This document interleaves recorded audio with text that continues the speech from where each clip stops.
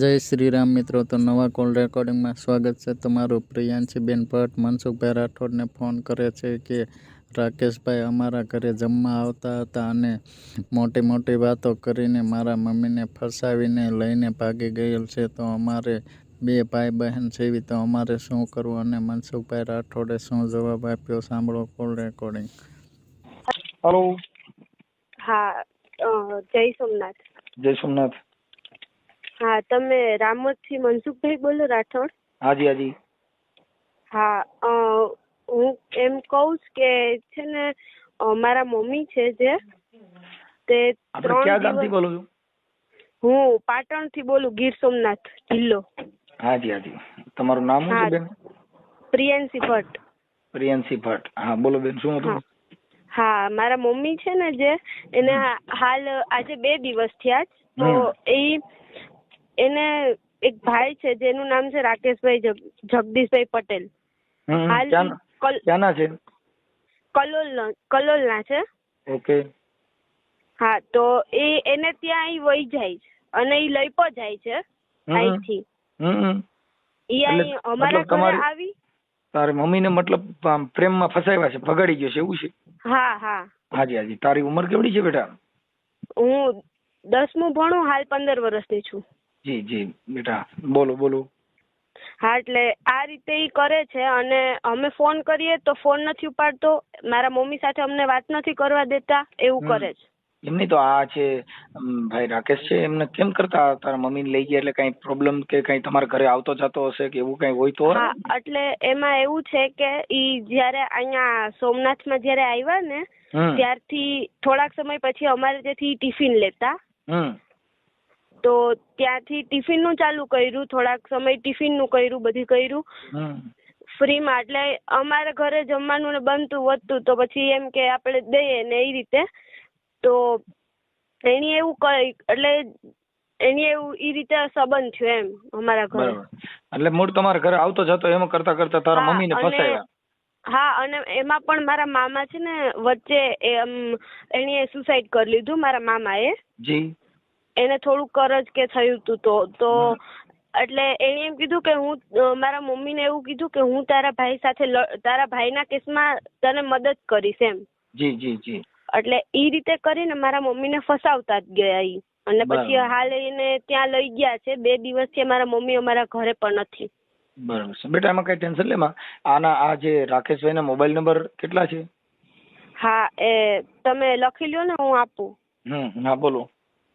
85 112 એક મિનિટ.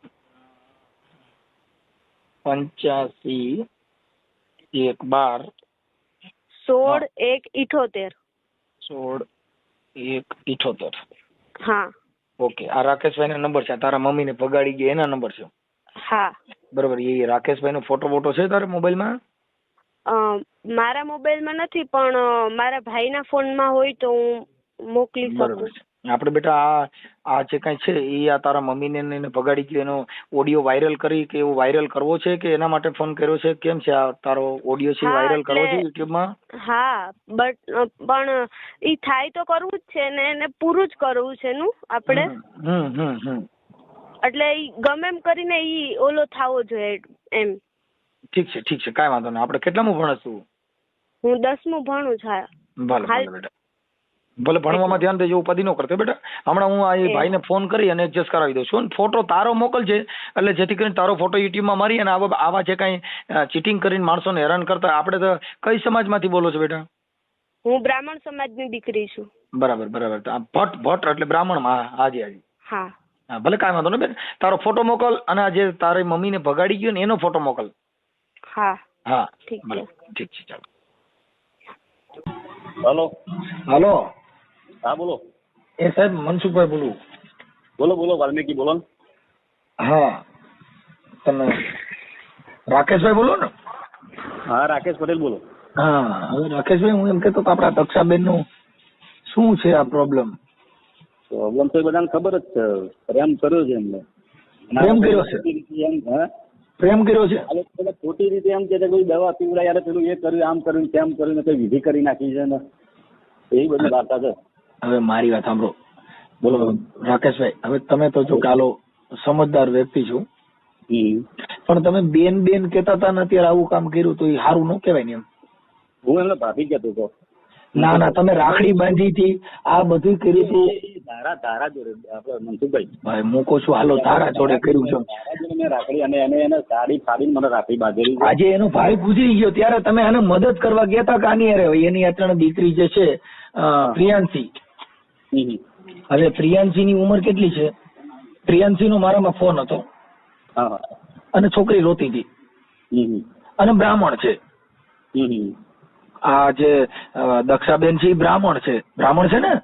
હા હા, મને ખબર છે. હા, હવે એના આટાણે બે દીકરી દીકરો જુવાન છે, આ દીકરી 10મું ભણે છે, એની છોકરીની દશા શું થાય? ઠીક છે પ્રેમ કરો, પણ દીકરીના માંગા હોય, વહુના ન હોય. તમારી વસ્તુ બરાબર છે, પણ હવે પોઝિશન પ્રેમ કરાય, પ્રેમ કરવાનું, પણ પ્રેમ કરવાના ઠેકાણા હોય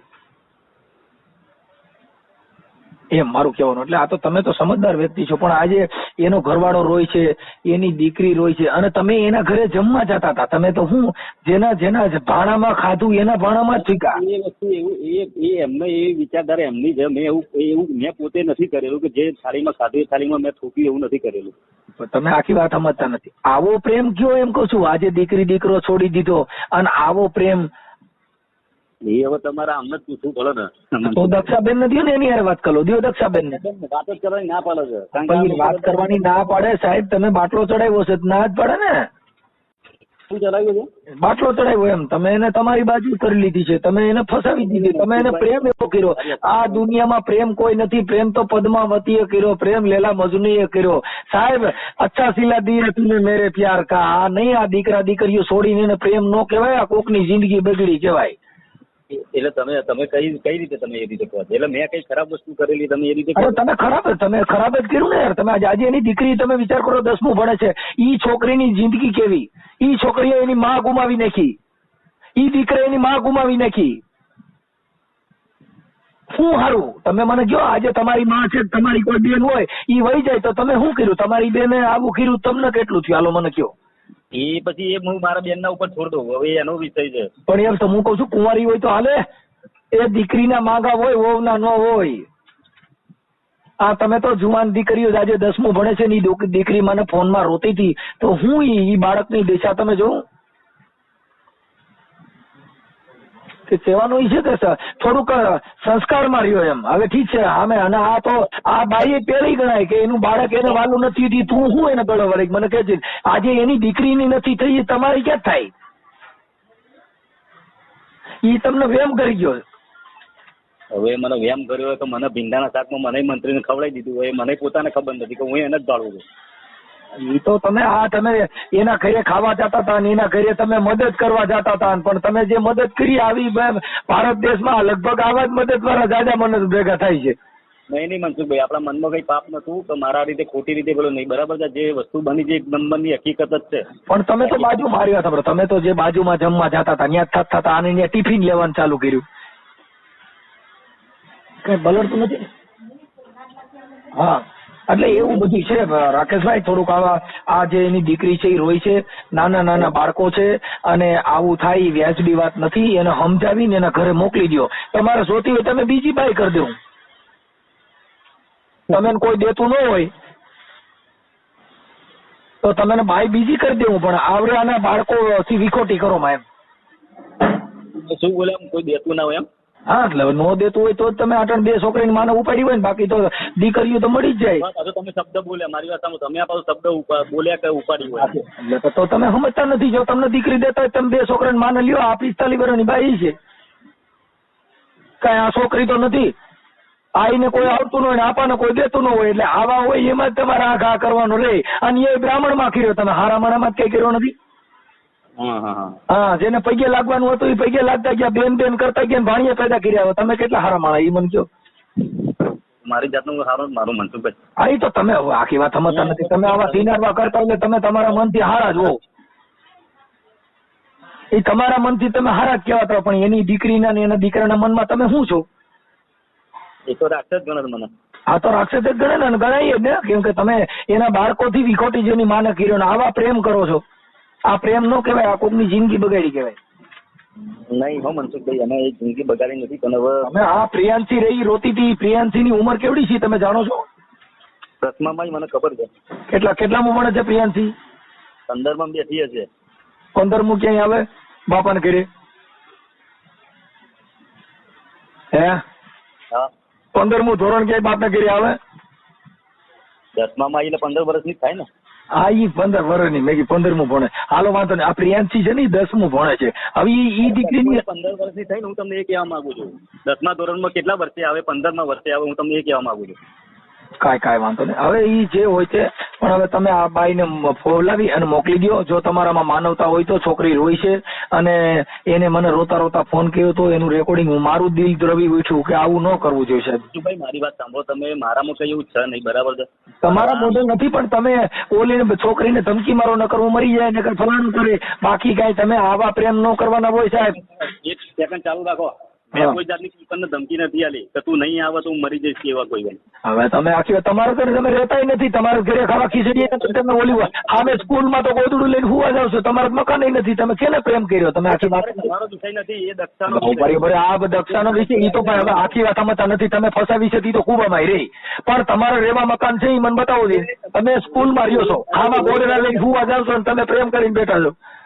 મનસુખભાઈ, હું ગમે તે રોડ ઉપર પડતી હોય એ મારો વિષય. આ તો તમને ઓલાના છોકરા જેના ઘર બરબાદ થઈ ગયું ઈ તો વાત તમે સાંભળો. એમ એનું ઘર બરબાદ થઈ ગયું તો જો ઈ દીકરીની દશા જો, એના બચપનની અંદર એને આવો વરવો અનુભવ દે. ઈ દીકરીનો ઉછેર કેવો થયો કે એની માને એને ઈ બાળકની આંખે એની માનું સિનારવું જોવું પડ્યું, તો તમે સિનારવા ભેગા થયા તો ઈ બાળકના મગજમાં કેવી ઇફેક્ટ પડે ઈ તો તમે વિચાર કરો. કે તમે હલકી કક્ષાના છો પણ સામે બાળકનું તો જોઉં.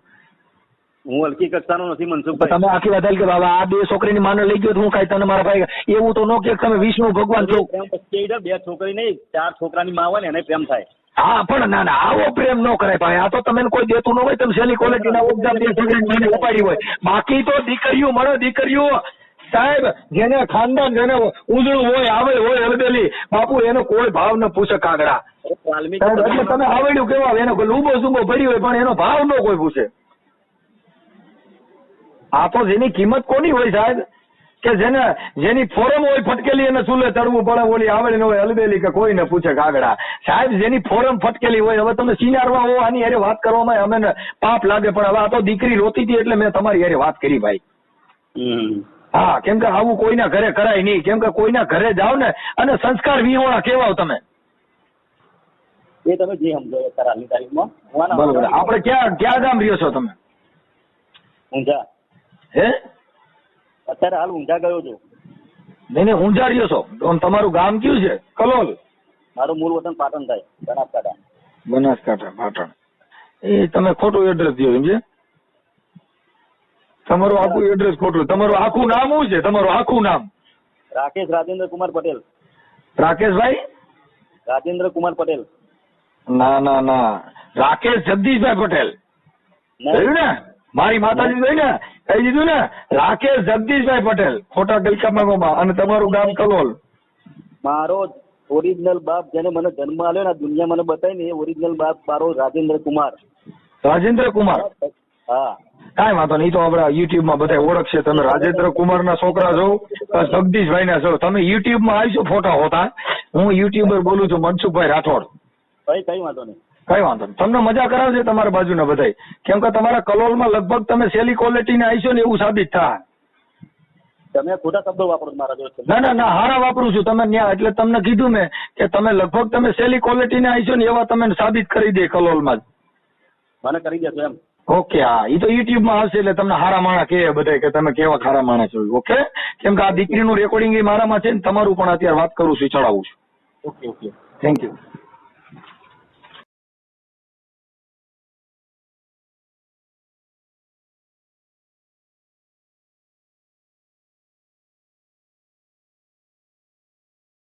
જો અમારી ચેનલ પર નવા હોય તો લાઇક, શેર અને સબસ્ક્રાઈબ કરવાનું ભૂલતા નહીં. અને આ ઓડિયો તમને કેવો લાગ્યો કોમેન્ટ બોક્સમાં જરૂરથી જણાવજો.